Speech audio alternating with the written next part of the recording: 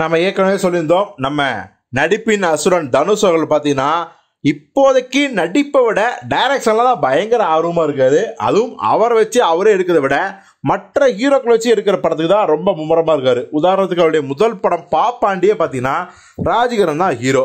அவருடைய 3வது படம் நிலவுக்கு என்மேல் என்னடி கோவம் பார்த்தீங்கன்னா அவருடைய அக்கா மகன் தான் ஹீரோ. இப்போது 4வது படம் இட்லி கடையும் ராயன் மாதிரியே தனுஷ் தான் ஹீரோ. ஆனால் இப்போது நம்ம ஏற்கனவே சொன்ன மாதிரி ஒரு பெரிய ஹீரோ, மாஸ் ஹீரோ நம்ம தல அஜித்துக்கு அவர் ஏற்கனவே கதை சொல்லியிருக்காரு அப்படின்னு சொல்லியிருந்தோம். கதை மீன்ஸ் ஜனவரி மாதம் 2 பேரும் சந்திச்சிருக்காங்க. அப்போது தனுஷ் அவர்கள் அஜித்துக்கு ஒரு ஒன்லைனை சொல்ல ரொம்பவே சர்ப்ரைஸ் ஆகிடாராம் அஜித். இந்த மாதிரியான ஒரு லைனை இந்த சின்ன வயசுலேயே நீங்கள் யோசிக்கிறது பெரிய விஷயம் தனுஷ். இமீடியட்டாக இதை டெவலப் பண்ணுங்க, நான் உடனே கேட்குறேன் அப்படின்னு சொன்னவர். ஆனால் சொன்னாலும் கூட அஜித் அவர்கள் இந்தியாவிலே இல்லை. ஆனால் உனானா ஃபாரின் போகிற மாதிரி பார்த்தீங்கன்னா உசலம்பட்டி போகிற மாதிரி துபாய் போயிடுறாரு, செக்கோஸ்லோவியோ அப்படி இப்படி ஃபாரினே சுற்றிருக்காரு கார் ரேஸுக்காக.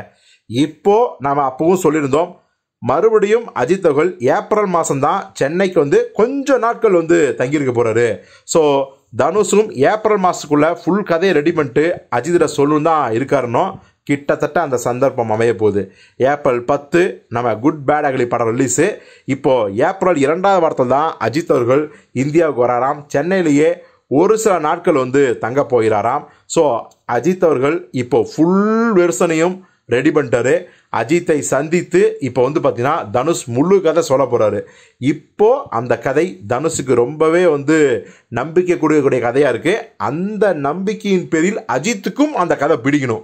ஸோ அப்படி மட்டும் அந்த கதை அமைஞ்சிருச்சு அப்படின்னா அஜித் சொன்ன மாதிரி, அஜித் ஏற்கனவே முடிவெடுத்த மாதிரி அக்டோபரில் பார்த்தீங்கன்னா இந்த படத்தோட ஷூட்டிங்கை ஆரம்பிச்சிருவாங்க. ஸோ ஒரு சினிமா ரசிகராக, ஒரு சினிமா விரும்பியா தனுஷ் இயக்கத்தில் அஜித் நடிக்கணும். அது ஒரு வித்தியாசமான ஒரு படமாக இருக்குங்கிறது தான் நம்மளுடைய ஆசையும். ஸோ நிச்சயமாக அது நடக்கணும் அப்படிங்கிறது தான் நம்மளுடைய எதிர்பார்ப்பும்.